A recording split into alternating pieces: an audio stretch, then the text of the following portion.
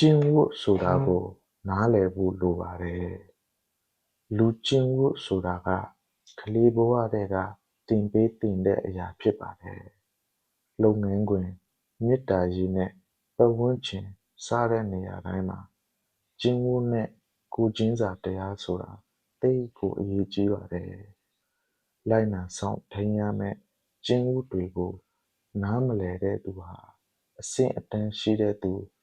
ဖြစ်မလာနိုင်ပါဘူးစီးမသိဘောင်မသိ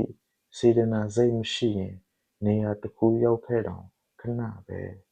မေတ္တာရိပ်လေးရခဲ့တောင်ရေရှည်မခံနိုင်ဘူးလူတော်ဖြစ်ဖို့တဲ့လူကောင်းဖြစ်ဖို့ကပိုခက်တယ်တော်ချင်းစူးစမ်းလုပ်ယူလို့ရပေမဲ့စိတ်ထားကောင်းမွန်ခြင်းဟာလူတစ်ယောက်ရဲ့ပင်ကိုယ်ပီစားနဲ့ငယ်စဉ်ကတွန်းတင်ဆုံးမခြင်းတွေနဲ့အများကြီးသက်ဆိုင်နေပါတယ်လူကောင်းဖြစ်ဖို့ကပိုခက်တယ်ဆိုပေမဲ့လူကျင့်ဝတ်တွေကိုနားလည်ပြီးလိုက်နာကျင့်ကြံစူးစမ်းနေထိုင်သွားမည်ဆိုပါကလူကောင်းတစ်ယောက်ဖြစ်လာနိုင်ပါတယ်အားလုံးပဲလူတော်လူကောင်းဖြစ်အောင်ကြိုးစားနိုင်ကြပါစေ